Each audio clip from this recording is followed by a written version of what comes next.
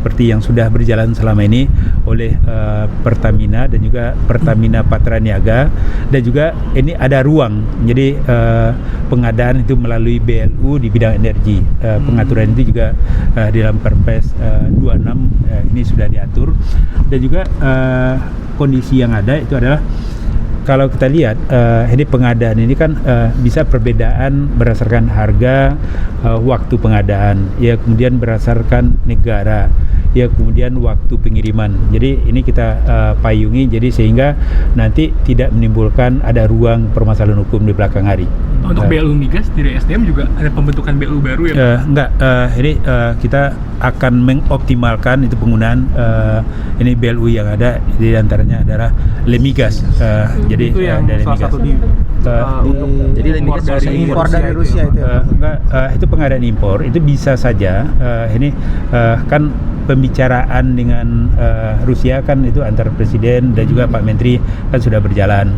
Ya kemudian itu juga kita impor itu kan bisa dari negara-negara lain seperti Nigeria, dari Angola itu kan yang kemudian itu juga ada dari beberapa negara lain. Supaya geraknya cepat, itu kita membuka ruang, itu BUMN bisa, BLU juga bisa. Jadi Lemigas bisa impor Pak? Jadi dari regulasi ini bisa melakukan impor. Ya. Mulai kapan sih? Sampai jalan. Pak mulai bulan 1 depan Juni. itu udah mulai gini Di pendataan ya Pak? Data udah nyatu sama Simbara belum sih Pak datanya disinkronkan Pak untuk jadi untuk sistem ini yang terkait dengan ini kan ini sudah diumumkan oleh Pak Menko. Itu kan ya paling tidak jadi ya kita juga mengamankan kebijakan yang terkait dengan pelaksanaan ekspor yang dilakukan oleh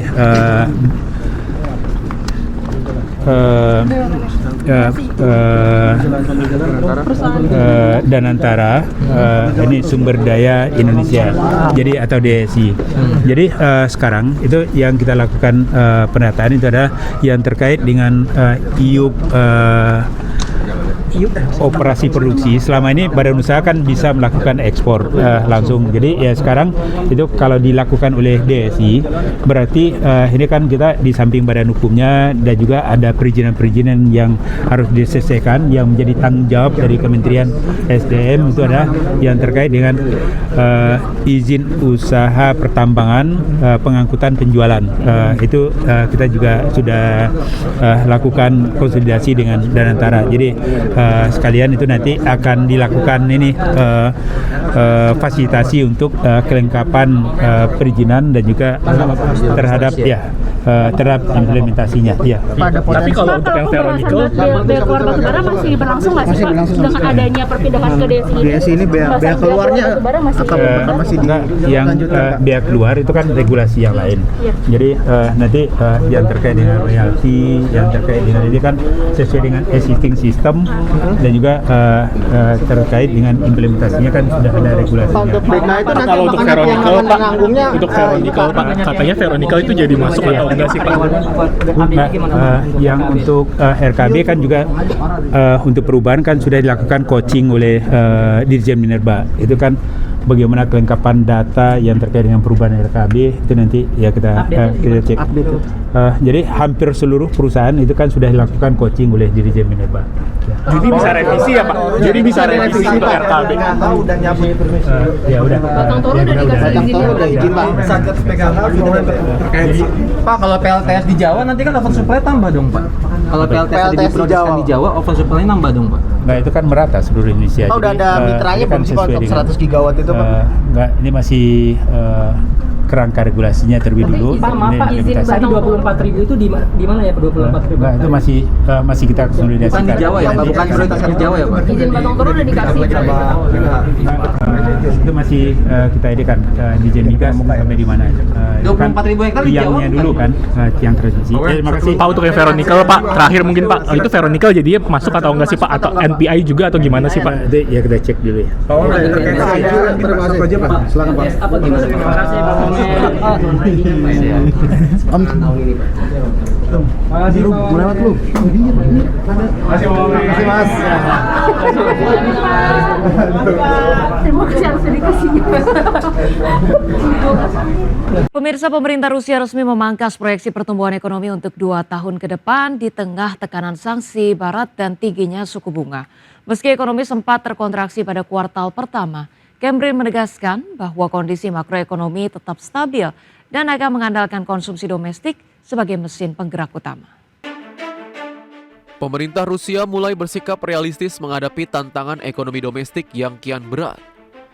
Wakil Perdana Menteri Alexander Novak mengungkapkan, pemerintah telah memangkas proyeksi pertumbuhan produk domestik bruto atau PDB 2026 menjadi hanya 0,4%, turun signifikan dari estimasi sebelumnya sebesar 1,3%. Revisi ini muncul setelah Presiden Vladimir Putin memberikan teguran keras kepada para pejabat ekonomi terkait melambatnya pertumbuhan akibat kenaikan pajak serta diskon besar ekspor minyak akibat sanksi internasional. Dalam langkah yang mengejutkan, pemerintah Rusia mempertahankan asumsi harga minyak yang cukup konservatif sebesar $59 Amerika Serikat per barel untuk anggaran 2026. Pendekatan ini dinilai sebagai upaya strategis Kremlin untuk menjaga dana cadangan nasional agar tidak cepat terkuras di tengah pembengkakan defisit anggaran yang kini sudah mencapai 2,5% dari PDB. Meski pasar global bergejolak akibat konflik di Timur Tengah, Rusia lebih memilih menyimpan potensi keuntungan minyak untuk menghadapi ketidakpastian ekonomi di masa depan. Di sisi lain, pasar tenaga kerja Rusia mencatatkan tingkat pengangguran terendah sepanjang sejarah di level 2,3%. Namun kondisi pasar yang sangat ketat ini justru menjadi hambatan bagi pertumbuhan ekonomi lebih lanjut. Para analis memperkirakan Bank Sentral Rusia belum akan memangkas suku bunga acuan yang saat ini tertahan di level 14,5%. Kebijakan moneter ketat ini diprediksi akan terus dipertahankan dalam jangka menengah guna meredam inflasi dan menjaga stabilitas mata uang rubel. Berbagai sumber IDX Channel.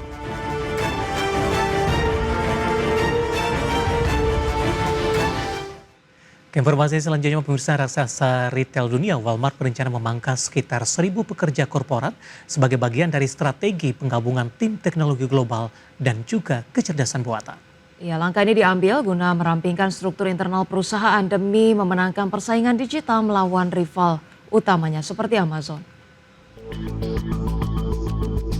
Walmart terus melakukan transformasi besar-besaran di bawah kepemimpinan CEO baru John Furner, di mana Walmart akan memangkas atau memindahkan sekitar 1.000 pekerja korporat.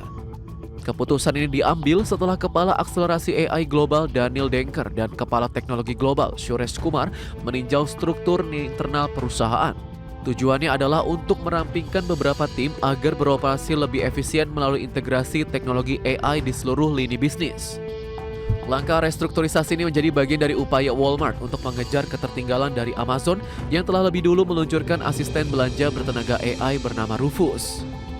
Sejak Juli 2025 lalu, Walmart sebenarnya telah memperkenalkan serangkaian agen super bertenaga kecerdasan buatan untuk meningkatkan pengalaman belanja pelanggan dan menyederhanakan operasional gudang. Investasi masif di bidang AI ini kini dianggap krusial bagi Walmart untuk tetap kompetitif menghadapi tantangan dari Costco hingga Aldi di pasar global. Adapun bagi staf yang terdampak pemangkasan, manajemen Walmart memberikan kesempatan untuk melamar posisi lain yang masih tersedia di dalam perusahaan.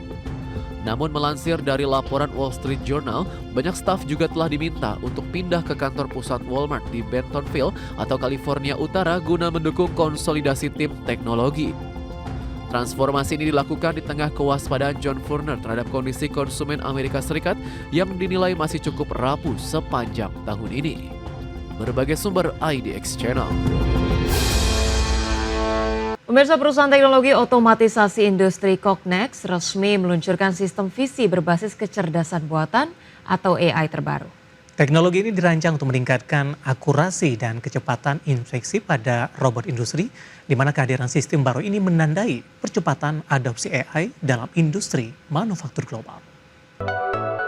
Cognex meluncurkan Insight 3900 Vision System sebagai sistem visi terbaru berbasis AI untuk kebutuhan robotika dan otomatisasi industri.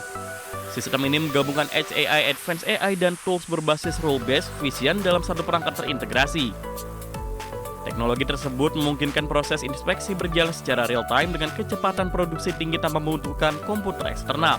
Langkah ini menjadi bagian dari strategi Cognex memperkuat pasar mesin vision berbasis AI. Insight 3900 menggunakan platform Qualcomm Dragonwing yang dirancang khusus untuk memprosesor AI di edge computing. Dengan dukungan prosesor AI khusus, sistem ini diklaim mampu menjalankan inspeksi hingga 4 kali lipat lebih cepat dibandingkan generasi sebelumnya. Sistem juga mendukung resolusi gambar hingga 25 megapiksel untuk meningkatkan akurasi pemeriksaan produk. Teknologi ini menargetkan industri otomotif, elektronik, kemasan, dan barang konsumsi. Salah satu keunggulan utama sistem baru ini adalah kemampuan beroperasi tanpa PC eksternal. Sistem memiliki dual Ethernet yang memungkinkan koneksi langsung ke robot PLC dan sistem enterprise industri. Hal ini membuat proses implementasi menjadi lebih sederhana dan efisien di lingkungan pabrik.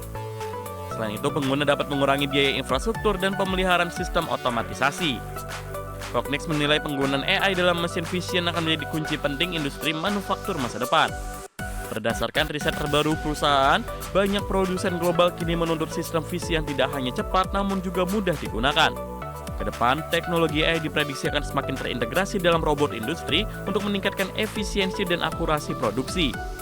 Industri otomatisasi global pun diperkirakan akan tumbuh pesat seiring meningkatnya kebutuhan smart factory berbasis AI. Berbagai sumber IDX Channel.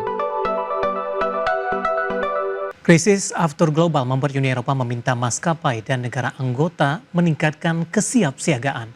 Ketidakpastian pasokan bahan bakar pesawat memicu kekhawatiran terhadap gangguan penerbangan global.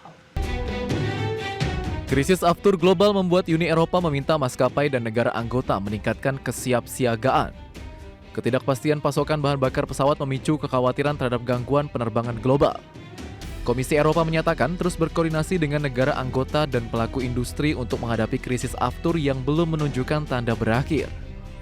Otoritas Uni Eropa juga menyiapkan panduan khusus bagi maskapai terkait penggunaan bahan bakar jet, aturan anti-tankering, serta kemungkinan impor aftur dari Amerika Utara. Harga aftur di Eropa naik tajam sejak tahun lalu akibat konflik Timur Tengah dan gangguan distribusi di Selat Hormuz. Kondisi ini memicu risiko kelangkaan pasokan dalam jangka pendek. International Energy Agency menyebut Eropa beresiko mengalami kekurangan aftur, sementara harga bahan bakar jet dilaporkan melonjak hingga 2 kali lipat sejak perang Iran pecah pada akhir Februari.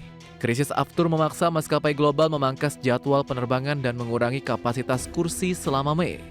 Data Sirio menunjukkan ribuan penerbangan dibatalkan termasuk oleh maskapai negara Teluk dan Eropa.